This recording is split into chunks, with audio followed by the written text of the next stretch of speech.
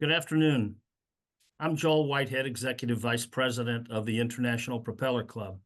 And for those of you who don't know, the International Propeller Club is an independent business network dedicated to promoting the maritime industry, commerce, and global trade. We will be 100 years old in 2027, and we have over 65 chapters worldwide. One of our missions is to educate our members and others about important issues that affect the maritime industry, and that's why today's webinar is so important. When I first heard about today's topic, I said, what the heck is 0.4? I've been involved in the maritime industry for 50 years, and I had no idea what that meant. Well, today, we have a very highly experienced industry representative to tell you what it's all about, and he's one of the authors. And honestly, what they have to tell us is pretty scary if you live in America. But if you're in the maritime business here, it may not come as much of a surprise. Jim Watson is a retired Coast Guard Rear Admiral who served over 35 years, and I'm proud to say he was a colleague of mine for many years. Jim is a graduate of the United States Coast Guard Academy in 1978 with a Bachelor of Science degree in Marine Engineering. In 1985, he earned 2 Master of Science degrees in Mechanical Engineering and Naval Architecture from the University of Michigan. And after a distinguished Coast Guard career, he served with the Department of Commerce as Director of the Bureau of Safety and Environmental Enforcement. We're really honored to have Jim here to tell us about this new book and to tell us what the heck does 0.4 mean. It's all yours, Jim. Thanks, Joel. And thanks for everybody that's listening into this webinar. It's an honor to be able to address the International Propeller Club. And I have had a long experience with various propeller clubs in the various port areas that I've served in the Coast Guard. So our book is called 0.4, and I'll quickly get into why that is the name of it. But the topic here has to do with the critical role and vulnerabilities of maritime in today's world. Next slide. And I probably don't have to remind people in this audience of the merits of maritime. 90% of the world's goods and energy is transported on ships when it's moving internationally. And in case of maritime countries like the United States, and many of the European and Asian countries that are significant in the world, the maritime is the backbone of that economy because we do have a global economy. And then I'm sure most of you understand that ships are a very environmentally efficient way to move large quantities of bulk goods. You can't get anywhere near the efficiency of a ship with an airplane or a truck or a train. And of course, for military purposes, and specifically for our country here in the United States, where we have military activities virtually all over the world and have a very large Navy, the merchant marine is very critical to our national security. Next slide. So just to remind us of our history in maritime, which goes back to ancient times, of course, maritime powers have evolved. The Portuguese in the 15th and 16th century, the Spanish after that, and then Britannia ruled the waves.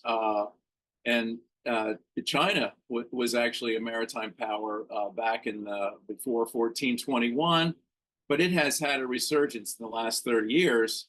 The United States was actually obviously a world power on the high seas following World War II. About 50% of the world's tonnage at that time moved on U.S. flagged ships. Now, that fleet was distributed all over the world to begin our current era of a much more globalized world with trade, and that was by design.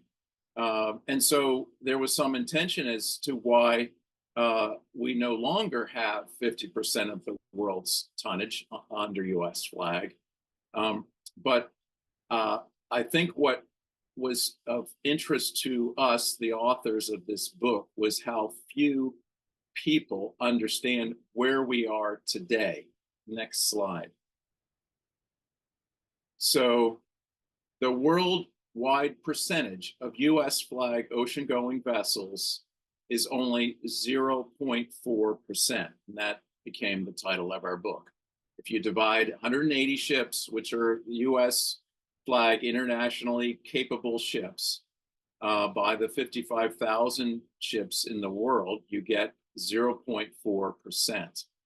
So this discussion is going to exclude our purely domestic fleet, of which we have a very significant number of people and equipment. But when you consider international trade, our numbers are a very small fraction. Next slide. So today's international maritime world is in transition. And it's timely for us to think about this question of whether our U.S. flag fleet should just stay at 0.4, or is there a good reason in the history of the world to look at what's going on right now and why there might be opportunities or why there might be risks involved in staying at that low number. So, one of the things that I think is of most interest is the transparency issue.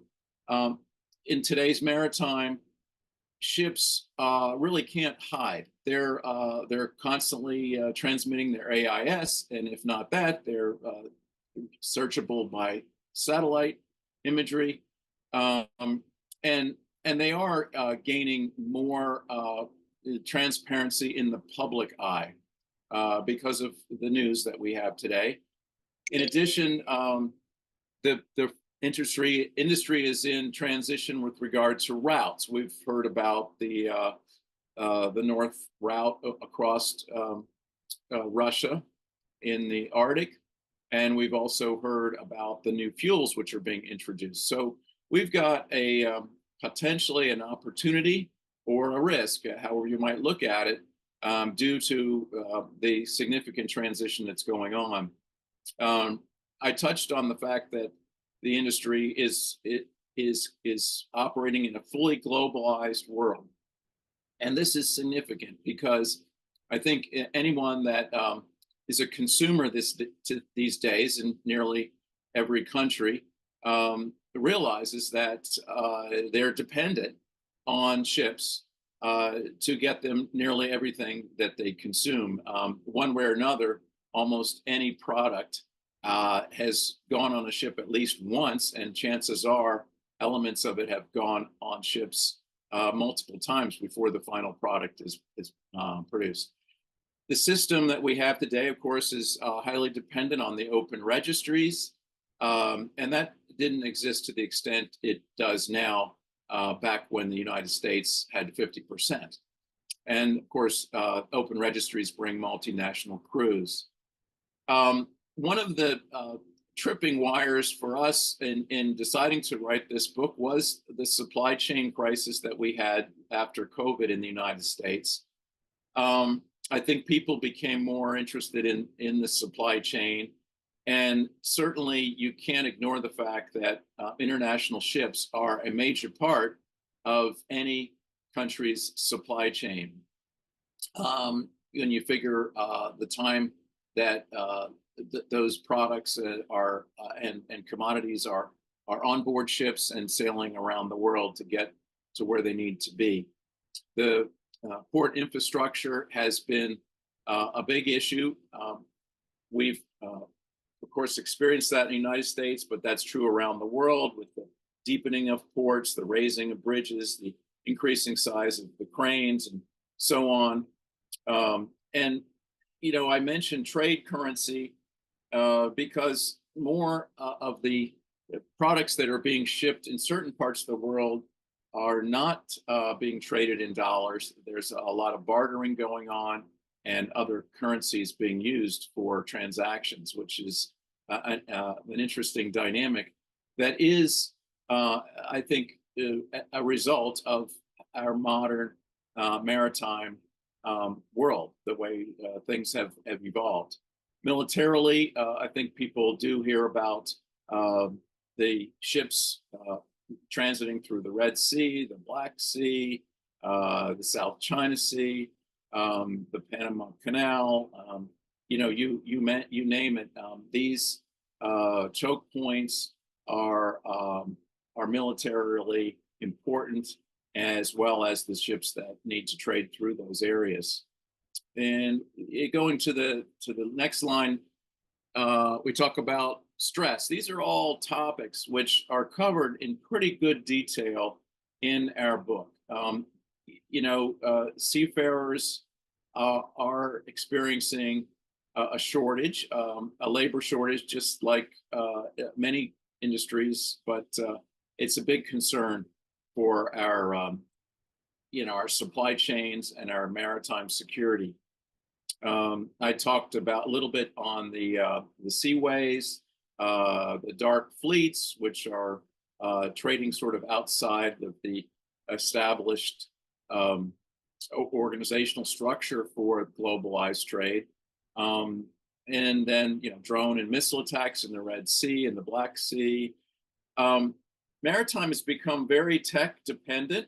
If you go to sea these days, you're certainly going to be using SATCOM, AIS, GPS, automation, but I think the AI is just at the cusp of having a major impact on maritime, both in the ports, in the business of trade and offshore, even probably fishing and military across the board. We're going to see some what we call the fourth industrial revolution, really, as a result of the implementation of AI in the maritime industry, along with all the other industries and daily life. So the industry is poised for change. I think there will be stronger governance, which should be a good thing if it's not overdone. We're going to have less emissions. We're going to have more diversity just to fill the berths on our ships. And I think there will be new business models. And so that's what I tend to talk about here a little bit today. Next slide. So we created a framework in 0.4 to help, I guess our primary audience is the American public. So I'll refer to them as we did when we were writing the book, who are probably asking, well, why should I care? And so we tried to address those in a kind of a structured way. We came up with this framework that's based on the everyday criticality of shipping, the strategic importance of maritime security, the implications of the changes that are going on in maritime. We tried to touch on the opportunity cost of inaction, which are listed there. And then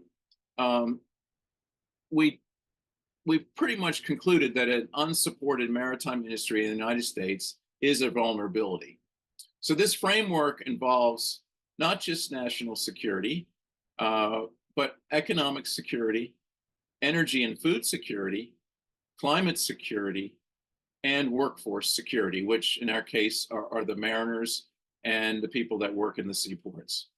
Next slide. So I'm going to go through this construct in the way it is presented in the book. U.S. national security involves sea lift. So we pretty much start each of these sections by identifying what the issue is, what the problem, you might say, is with the status quo. And one of the issues was that the last exercise of our reserve fleet, our primary sea lift fleet, which is 45 ships that are operated by the Maritime Administration, was done in 2019. Now, the average age of that fleet is about 45 years old. It's an old fleet, a lot of steam turbine powered ships. And really, it's very difficult to find mariners to actually get these ships underway because they're normally only skeleton crewed. So in 2019, there was only 40% of them that actually were able to deploy. So the other 60% could not be deployed, even though they tried for a variety of reasons. And I quote Admiral Jim Fogo, who works for the Navy League of the United States. He said, if we were to go to war with China today, he would need 100 tankers. Well, we now have, since 2022, we have, I think, 10 tankers. At the time, I think we only had one. So we have a tanker security program, which is new, but it's still a long way from meeting the needs of the country. And that's just the tankers. Next slide. So military effectiveness requires commercial readiness. Just like everything else, military logistics depends on ships. And if you have a large deployment and it's many miles away, like halfway around the world, that means ton miles, just like it does for any form of maritime transportation. And in the case of logistics for the U.S. Armed Forces, it relies on commercial ships that are either going to be carrying, liquid bulk, dry bulk, containers, roll on, roll off, just a whole variety of things that a major deployment will require. And those ships need to be ready as the U.S. Navy is. So there has been a proliferation of open registries. And I think the original intent of open registries, which was really a construct that was supported and actually, expanded by the United States, I think by a policy following World War II in particular. But those registries are not committed to military readiness. And so, one consideration would be is, well, can something be done about that? But at this point, there's no incentive for them to be committed necessarily to any country's military, and that's by design. The contested seaways that may result of some of the conflicts that we have do require these programs that we have. The Maritime Security Program, MSP, Tanker Security Program, TSP, and Cable Ship Program, CSP, which is about 71 ships, augments that ready reserve fleet of 45 ships. Other than that, there's about 80 ships that are in the Jones Act fleet, 80 to 100 ships that are currently fully dedicated to our domestic coastwise trades, and that pretty much makes up the 180 ships that we talked about up front. So to operate that fleet, we have around 11,000 U.S. mariners, which is a big issue because some folks might say, well, we could acquire ships if we need them on short notice for a military operation.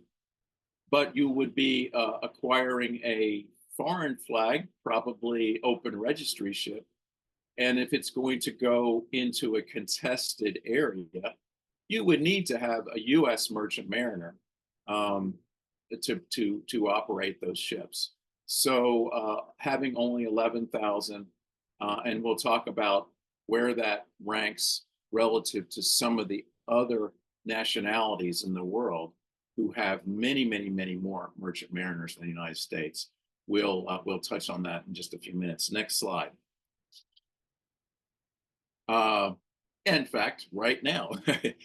So we did put this slide together. One of the concerns, of course, that we all have is Putin's Ukraine war.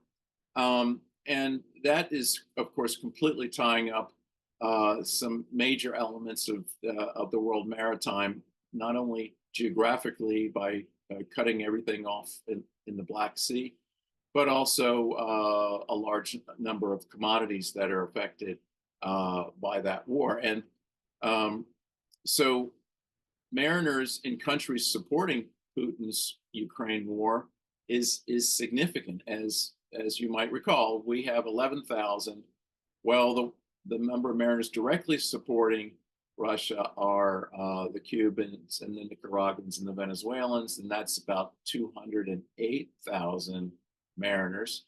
Indirectly, you have Syria and Iran, and then China and India. So these are countries that are more or less ignoring any kind of sanctions and, in fact, supporting the Dark Fleet. Next slide. So I also want to touch on ships. As you might just remind yourself, we're talking about 180 U.S. flagships. And so China now includes both Chinese ships and Hong Kong ships, which comes to a total of almost 10,000 ships. So China is now not only the largest shipbuilding nation in the world, but it's the largest ship owning. And most of these Chinese and Hong Kong flag ships are military useful. So they would be called up for China's military needs if they were in need of something like that. Next slide.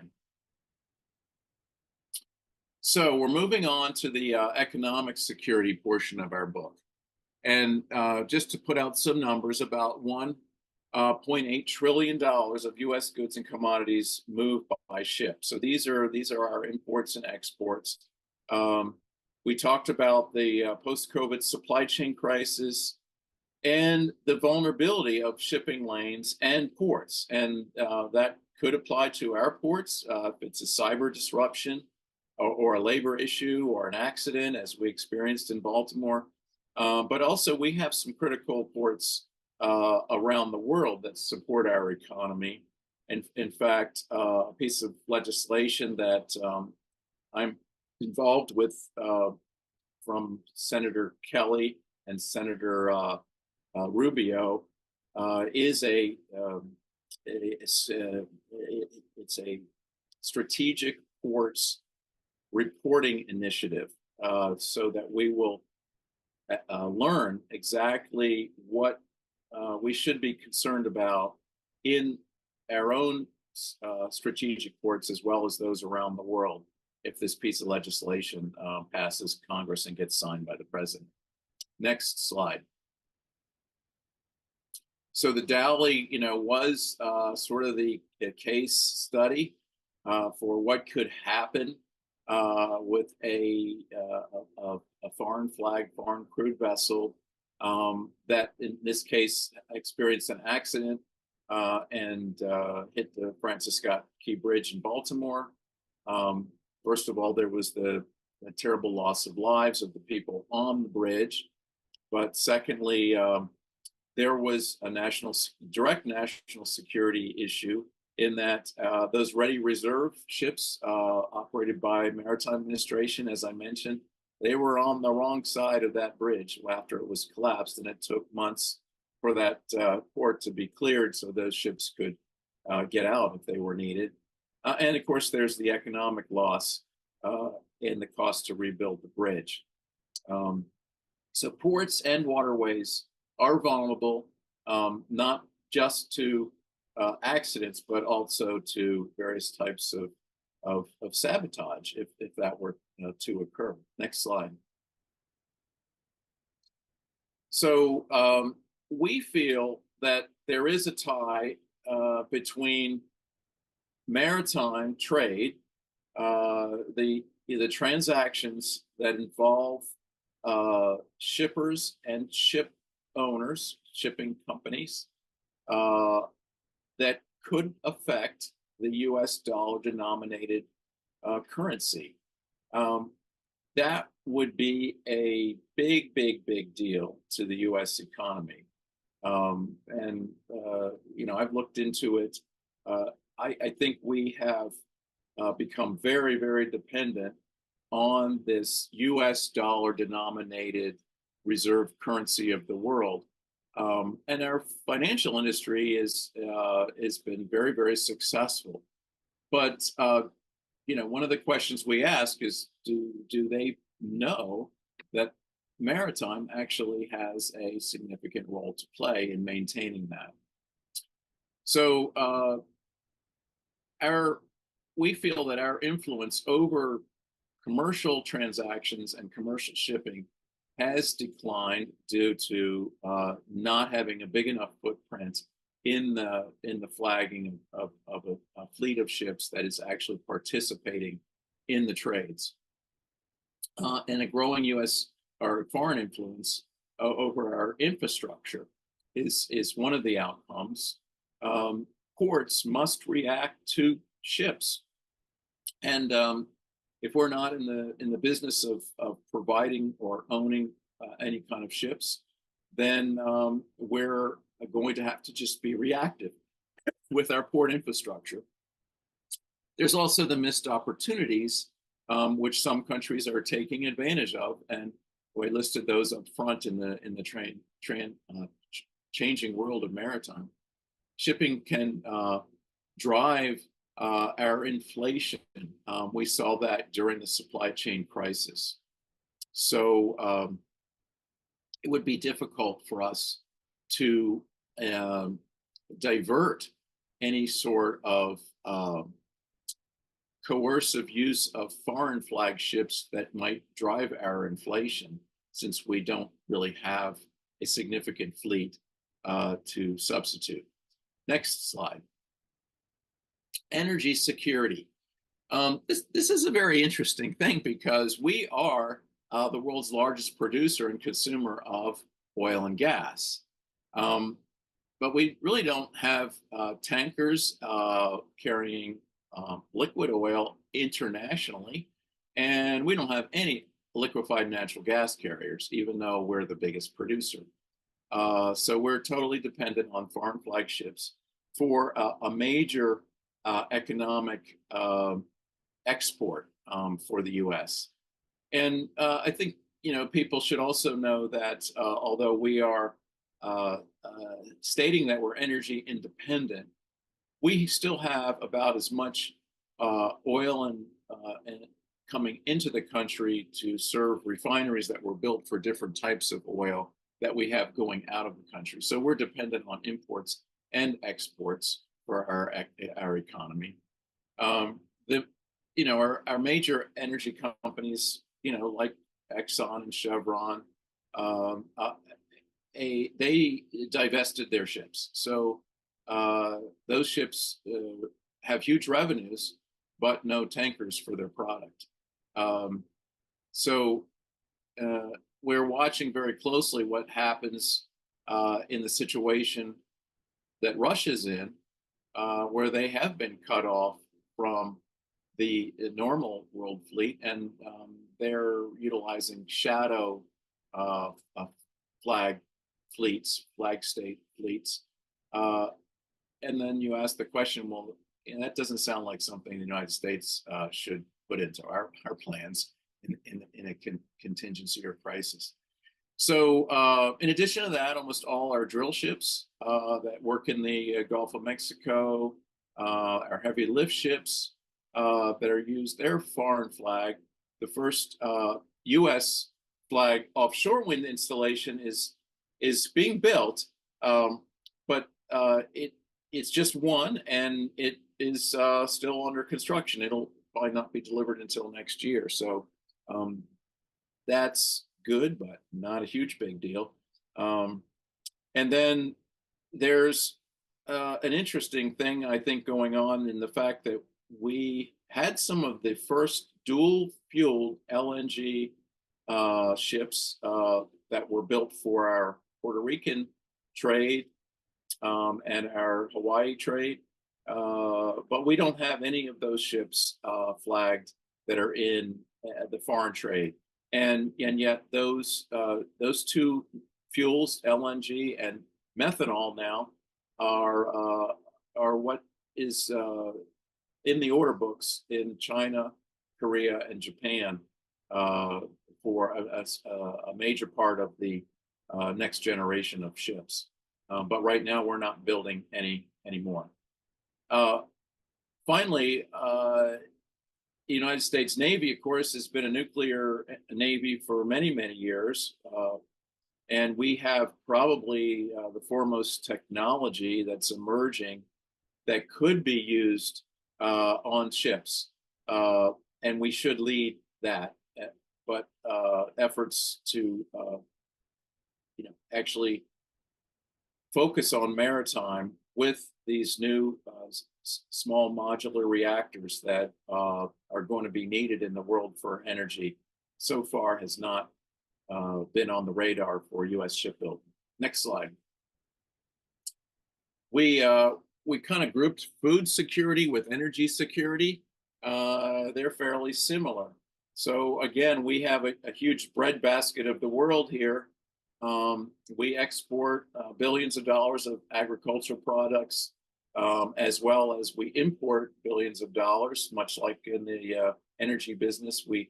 I think we have products, and that's what the global economy is all about, right? So you do what's most effective for your country, and then you trade with other countries, and hopefully you're doing those trades using U.S. dollars. But in our fleet of 180 vessels, we only have 4 dry bulk U.S. flag ships trading internationally out of the 12,700 in the world. So despite having one of the largest agricultural producing exports in the world, we have hardly any ships to move that export. We have a concern in our group for refrigerated containers, because so much of what's on the shelf in the grocery stores does have to be refrigerated and comes from foreign countries. So we took account of how many actual reefer plugs we have on U.S. flagships, and it's a tiny, tiny fraction, even when you just compare it to single companies, as opposed to the entire world's fleet. 50% of food consumed in the U.S. is transported by maritime. And one of the other data points we discovered is that 10% of that is spoiled between production and consumption. So ships are a big part of that system. And we opined that, well, maybe if we had a little bit more control over it, so much of it wouldn't be spoiled. USAID grain assistance is significant, but if you think about the Russian ability to disrupt that grain trade out of Ukraine and what they were able to do by having control over many, many more ships than the United States, it kind of made the USAID efforts pale in comparison. And finally, there have been ransomware attacks on our food companies, our U.S. companies that are involved with putting food on the shelves of our grocery stores. And so we do know that there has been some targeting of that particular sector. Next slide. We touched on climate security and almost went off on a tangent with environmental security, but looking forward, we really think that the global climate change issues are the big factor nowadays when you look forward for maritime. It's even a big deal in accordance with statements from the Defense Department, from the Deputy Secretary. Um, Consumers have expectations. Companies are needing to react to their shareholders and the consumers. And this will drive maritime in a lot of different ways. We know that there are ways for maritime to reach the climate goals that the world has set, through the Paris agreements and the targets that have been set. And they will be dependent on the fourth industrial revolution. I mentioned the AI and some of the other advancements we have in technology. The question is, will we as a nation jump on that and put those technologies to work on our own US flagships? So that's what's hanging in the balance. Next slide. And there are these opportunities that we came up with. There's the transparency issue that I mentioned. There would have been a time when nobody had a clue as to which ship was emitting what pollutants or how much greenhouse gases. Now that's something I think that will become very public information. There's green financing and the carbon credit market that business people can take advantage of in maritime. There's the digital tools that are coming online for increasing the efficiency. These are all things that we feel like are opportunities that investors, U.S. investors, could take advantage of right now in this transitional time. The U.S. port infrastructure will have to be aligned, whether the United States is involved with this next generation maritime or not. We might as well think about this as a system and increase the efficiency of our ports using the technology along with the climate change requirements. We should be leading global maritime standards and worldwide enforcement of those standards. That gets more and more difficult if you are only a port state control regime, which the United States is primarily now, and not a flag state. So that was something that slowly transitioned pretty much over the course of my career. When I began, we were a significant flag state. We had a much larger fleet then, about 10 times larger than we have now. And then over the course of my career, we evolved into primarily just a port state country in the world of IMO regulations. We believe that there is a significant blue economy that's waiting to be monetized in this climate transition. And we're already behind other nations in making the investment. And then, of course, I think we've heard about where we stand with regard to our ice-capable ships. The Coast Guard has just 3 and lags far behind Russia. Next slide. Finally, there's workforce security. Internationally and worldwide, there's about 96,000 seafarers that need to be recruited and trained and deployed by 2026 to keep up with the global economy. And there's a lot of concern that that's going to be a very, very difficult thing. When you put it on top of the seafarers that we have now, that will all have to be upskilled because of these technological changes. So actions need to be taken, and being a major user or a beneficiary of this international maritime, we should have a major stake in how this problem gets resolved. Next slide.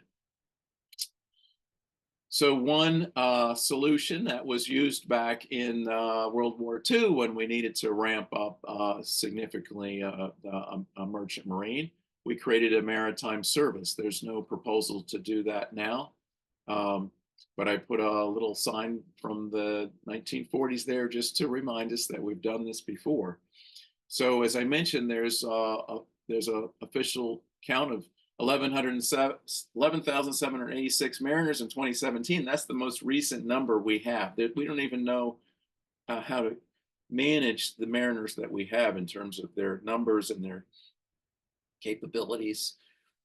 They have to have unlimited licenses for both deck and crew. These are the numbers that we're citing here. Those mariners that we believe have unlimited credentials for the ships that would go international. And that's less than 10% of the total U.S. mariners that we have in this country. The current status is that the small fleet of U.S. ships that we do have is sailing with about a 13% shortage of crew. So there's not enough crew right now. It reflects the situation in the entire world to man the ships that we have, just like the rest of the world. And these career merchant mariners are essential for our U.S. maritime security across all of those framework reasons that I've been talking about. Next slide. So this is sort of our final call for action. We've tried to come up with some simple things to remember, that no shipping, no shopping. Americans should recognize the criticality that ships that fly the U.S. flag have for our economy, for our security, for our food and energy, and so on. And there should be a call for an expanded U.S. merchant marine. Force projection includes the U.S. merchant marine. So that goes back to the national security and questioning how effective we would be unless we can come up with more ships that have dual use capabilities so that they can interoperate with our armed forces. Follow the money. So internationally trading ships, if they were U.S. flag, we believe would stabilize this international economy, starting with the trade routes that are under pressure, the supply chains of U.S. imports and exports, making sure our friendly trading partners stay friendly. All those kinds of things are necessary to maintain the U.S. economy. So if you're concerned about your money, be concerned about ships.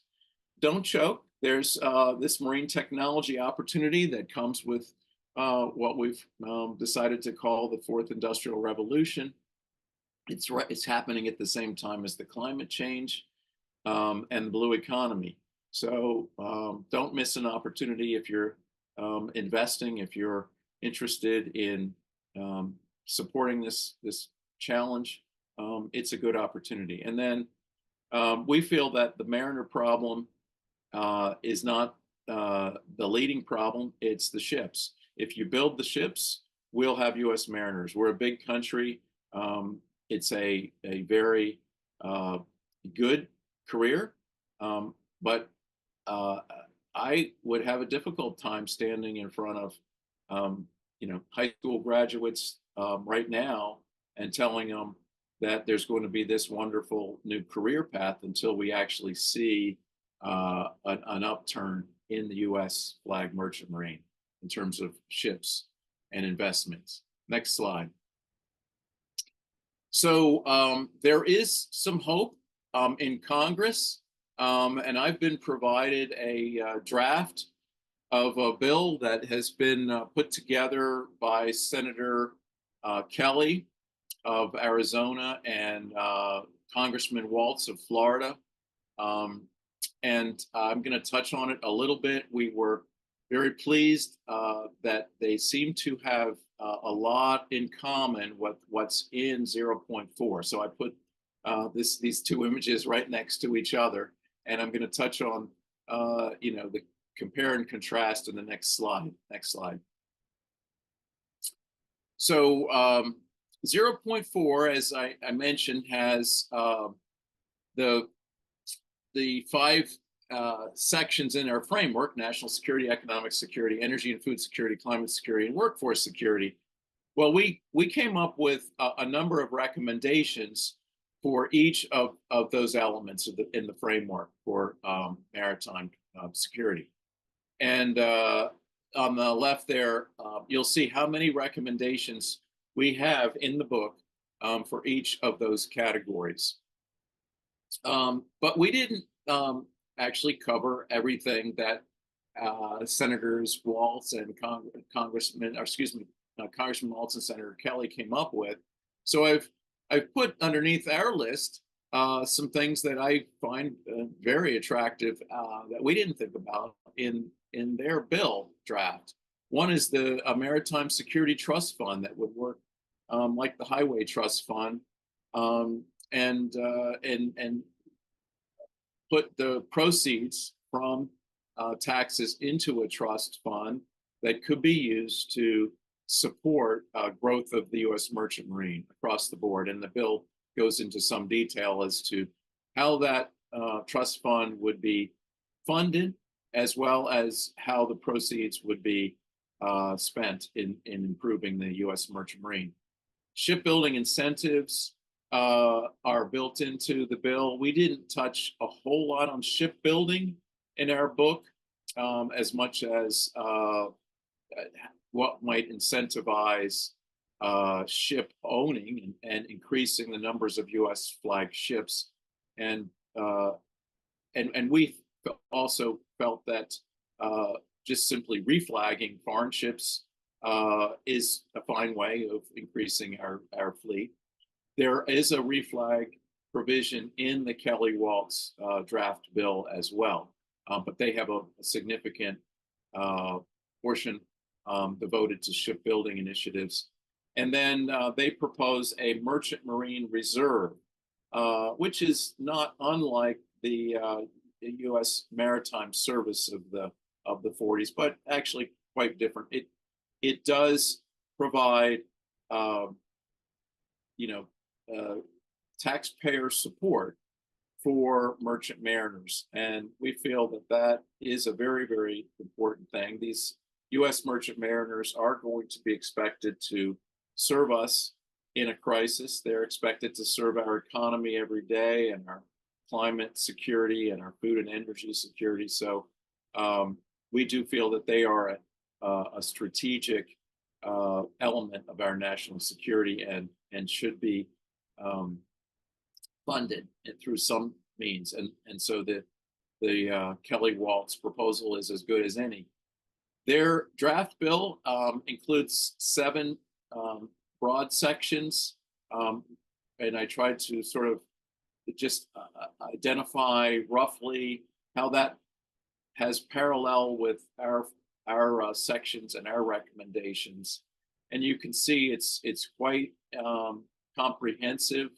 The titles are a little bit different, but there are initiatives for example, these U.S. international vessels, whereby there's a target of 250 U.S. flagged vessels in various categories by certain calendar year in the not too distant future. Same thing with workforce developments for the maritime, for the U.S. merchant mariners. I touched on the trust fund. They recommend an elevation of the person responsible for maritime security. So this involves an organizational change within the federal government to manage this program, which would be significant and and necessarily involve a lot more authority and a lot bigger budget than what the U.S. Maritime Administration has now. What is not in the bill are some of the things that we talked about with regard to climate security, where there are a lot of opportunities. We think that there should be green maritime highways. There should be a focus on offshore renewables, aquaculture, so on, and the SMRs, the small modular reactors, which is a green issue, climate security issue. And then finally, I think we went into more detail in our recommendations involving international maritime alliances. We do think that we can't do this alone as far as the ultimate goal really is to maintain the global world order that we've become reliant on and very happy living in. And that is going to need not just a U.S. focus, but an all hands on deck amongst the participants in the world that have been allied with the U.S. over the years since World War II. But we do think we need to pay much more attention to that and not take it for granted. Next slide. So this is the final slide. We just want to highlight that shipping is at the heart of maritime security, and then show you our little logo once more that illustrates why it's not just national security, but it's economic security, food and energy security, climate security, and workforce security. So with that, I'll turn it back over to you, Joel.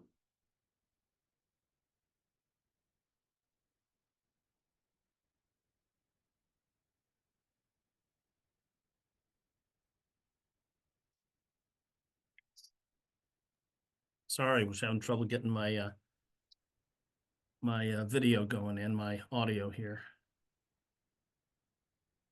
There we go. Jim, you gave us a really great presentation. You gave us so much to think about and frankly, so much to worry about. And we could do an hour's worth just of Q&As on the many topics that you presented. But I will just, because we're running out of time, I'll just give you one that is a very good question and one that the Propeller Club in particular is very interested in. And it's from Ricardo Ungo. And his question is this: in terms of the merchant marine, how would you address the low awareness among young people about the maritime industry? And what would be the key actions to increase awareness? Yeah, well, I think that was the intent of our book. You know, I think there is a lot of sort of pointed books out there that talk about military, talk about, you know, maybe investment books, and we tried to focus it on the American public. So what the next step is, and we fully intend to do that, we've already started over the last few months, is to now partner with these congressional initiatives. I think, you know, we'll springboard off of this draft bill with all these great initiatives that are very closely aligned with our recommendations in order to get more exposure to 0.4. And we're hoping that the Congress, the Senate, and the administration, regardless of whether it's Republican or Democrat, our goal in publishing, we kind of made ourselves get out there when we did last March, is to get this issue in the platforms of both political parties. We think this needs to be something that is front and center, you know, by our elected officials and by the American, you know, to get to the American public that way. Once you've got that, I think you can then go out using, you know, all the people that are involved in maritime. That would include the International Propeller Club folks. That would include the maritime unions, the shipbuilders, the ship owners. You know, we have a large domestic maritime industry. We have ports. So if they're like me, it's been very, very difficult to talk to young people about going into this industry when it's been a declining industry in terms of being in the merchant marine. Like I said, over the entire course of my career. And it probably started before that. So we've got to see that there's a light at the end of the tunnel in order to make a good presentation to young people that they'll believe in. And then when they go back and talk to their parents about whether or not they're going to join this industry, their parents will say, yeah, I heard my congressman talk about that, or I saw that in the news, or I read it in 0.4 that, there's opportunities there. And so we need to do all those things sort of simultaneously, in my opinion. Great. Well, Jim, thanks. You've given us so much in this presentation, and we're thankful also for all the authors in your book who took their time and used their expertise to tell us about this big issue. We very much want to hear more about this. And to answer that question a little bit, the way the Propeller Club is approaching that is through our student ports, which are at many colleges, universities, and maritime schools, where we affiliate with a local Propeller Club. And that's one way we do it. And we hope that we'll get some more members to join us and help us in advertising this problem and maybe coming upon a solution. And folks can learn about joining the Propeller Club at www.propellerclub.us. Thanks very much, Jim. Appreciate it. Thank you. Have a good day.